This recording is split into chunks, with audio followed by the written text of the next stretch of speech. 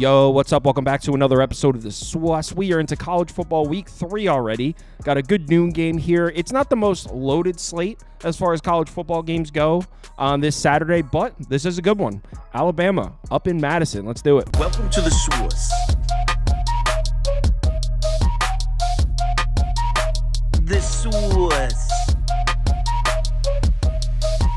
SWUS. Hey, get the SWUS. All right, like I said, Alabama's on the road in Wisconsin for this one. Badgers are catching 15.5 points at home. Total sitting at 51 or 51.5, depending on your sports book. So let's go ahead and get into this one. Alabama, a couple impressive starts. I mean, the first half of that South Florida game certainly wasn't impressive. Still ended up winning by 4 scores. Didn't cover, though. They were laying 30.5 in that one. They won their first game, their first week against Western Kentucky, 63-0. So really just one shaky half of football so far from the Crimson Tide. The defense is as good as advertised. Here are their defensive metrics so far. Now, it's only been 2 weeks, but 18th in the country in yards per play, 9th in success rate. Honestly, these numbers don't even really do it justice. Just check this stat out right here. 2.7 yards per pass allowed so far this year. That's just crazy. Pass defense looks really good. Specifically, the pass rush looks like it might be the real deal. They're actually first in the country so far in pass rush win rate. First. 27th in press rate. This is looking like it might be the best pass rush in the country here. Now, I know some of you might be thinking, well, Kyle, they haven't played anybody, though. They played South Florida and Western Kentucky. They haven't played a real offense yet. Well, actually, if you look at Wisconsin's offensive metrics here last year, 80th in yards per play, 79th in PPA. I mean, a decent rushing offense, terrible passing offense last year. Here are their numbers this year. I mean, not much better. It's only been a couple games, but 83rd in yards per play, 70th in PPA. Not looking like the Wisconsin offense is much better this year. And look at USF. Look at South Florida's numbers. 55th in yards per play, 78th in PPA, 99th in success rate. I mean, look, we know Wisconsin's offense is much more talented than South Florida's offense, but as far as production on the field, there's not that big of a gap. And Western Kentucky is known for having some dangerous offenses. So yeah, Alabama's racked up some really nice looking defensive metrics against South Florida and Western Kentucky, but those aren't exactly scrubs, and Wisconsin's offense isn't looking that great. I mean, look at South Florida's scoring here.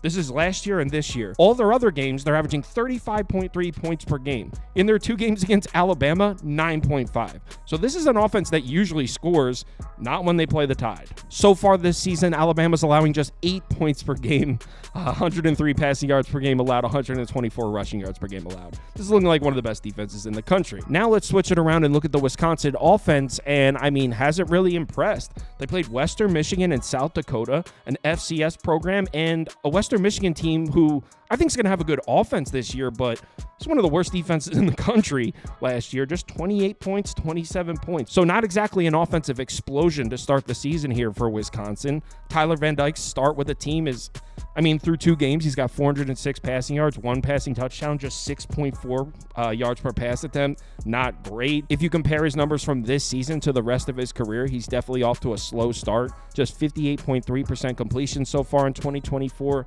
And, I mean, that's a little concerning considering we just mentioned he played South Dakota and Western Michigan. These are not teams that have elite defenses. So not the best looking start here for Luke Fickell's offense with Tyler Van Dyke at quarterback. I mean, look at Western Michigan's defensive line numbers from last year.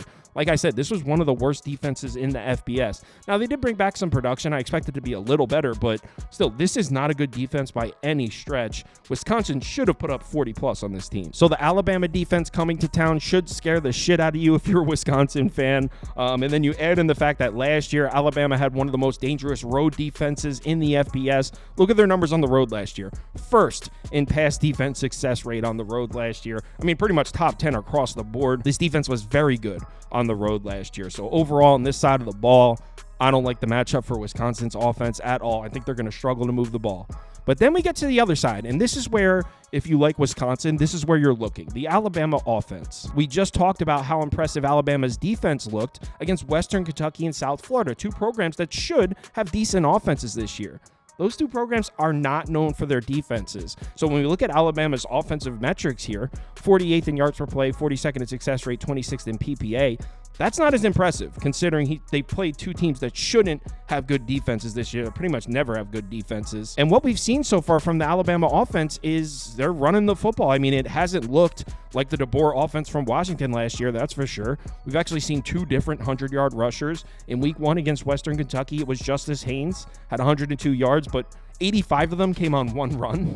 So he had one 85-yard run, finished with 102 yards. And then in week 2 against South Florida, it was Jam Miller, 140 yards on 9.3 yards per carry. The offensive line metrics from Alabama so far don't look great. Now, it's only been 2 weeks. This is a super small sample size to even refer to data like this. But I mean, bottom half of the country, pretty much across the board. And now they're going into Madison. This is a little bit of a different situation here than South Florida and Western Kentucky in Tuscaloosa. So this will be the biggest test for Alabama's offensive line this season by a long shot, at least up to this point. Jalen Milroe so far, his numbers look okay. 394 yards through the air, 10.9 yards per attempt, 5 touchdowns. Look at the big time throw rate on the right side. We really haven't seen the big plays through the air that we were expecting so far. Well, at least that I was expecting, I should say. DeBoer comes from Washington. Michael Penix in that offense, there was a big passing play every 5 minutes watching those games. Big time throw rate. Jalen Milroe not really making big plays through the air so far. Also, we've seen him struggle a little bit with pressure so far in the season. Definitely a drop off in production when pressured. Now, we haven't seen the turnovers yet, but according to some of these advanced metrics, the interceptions are coming if he keeps playing like this. Let's not forget that protecting Milroe was probably the weakest part of this Alabama team last year. You remember the Michigan game. They could not keep him safe in the pocket. Here are the numbers. 49 sacks allowed last year. That was 129th in the country. 3.5 sacks per game. 125th in the country. Pass protection was an issue for Alabama last year, and it's off to a similar start. Doesn't look to be much better. Now they're going into Madison, and yeah, when we pull up the Wisconsin defensive numbers, they don't look great. 54th in yards per play, 92nd in success rate. They're actually a little bit underwhelming, but one thing Wisconsin has done a decent job of so far, pressuring the quarterback. 29th in pass rush win rate so far this year, 37th in pass rush grade. So against an Alabama offensive line that continues to show us that they struggle to protect the passer, going on the road to Madison, I expect Milroe to be under the gun here, which makes it really hard to lay more than 2 touchdowns here on the road, especially considering last year with Washington, they never seemed to win by margin. Their games where they were laying big numbers. I mean, look here. Arizona won by 7, Oregon by 3. Arizona State, they were laying 28 or something in that game. I know because I had Arizona State plus the points as one of my top bets that week. Final score 15-7. Stanford, single-digit game. I mean, where are all the blowouts last year from Washington? The games where they were laying big numbers, Washington State, they were laying a big number in that one, 24-21 final score. So even though I expect Wisconsin's offense to struggle in a major way here, I don't know how we could lay 15.5 points with Alabama. What I do want to do is look at an under. I'm expecting a slow pace. We saw DeBoer run a slow pace with Washington last year, 88th in pace last year. This year, kind of the same, 84th in pace so far, 15th in run frequency. So not only is DeBoer continuing to run a slow pace, but he's running the football now this year, which means that clock's going to be rolling. I like that for an under. Now, I do expect Luke Fickell to try to pick the pace up on his end. They're 32nd in pace so far this year. He ran a faster pace with Cincinnati as well. So I expect Wisconsin to try to pick the pace up, but there's such a talent discrepancy. Alabama's the much better team, and the defense should just dominate here. So I expect the Crimson Tide to dictate the pace of the game. I'm on the under. I bet it at 51.5. I think it's a good bet. Already placed there, already posted on the site. Under 51.5 here. If you want to see all the bets I have open for next weekend, I have 3 so far. 1 NFL, 2 college football. But that's at the time of recording. By the time you're watching this, it may be more. If you want to see all the bets I currently have open, head over to KyleKirms.com and click on Open Bets. You could also see the open bets from everyone on the staff here. So head over to the website and sign up if you're interested. When you sign up for Sauce Network Plus, it also comes with access to the Discord, and you can participate in the weekly betting league. So yeah, go to the website and sign up if you're interested in any of that.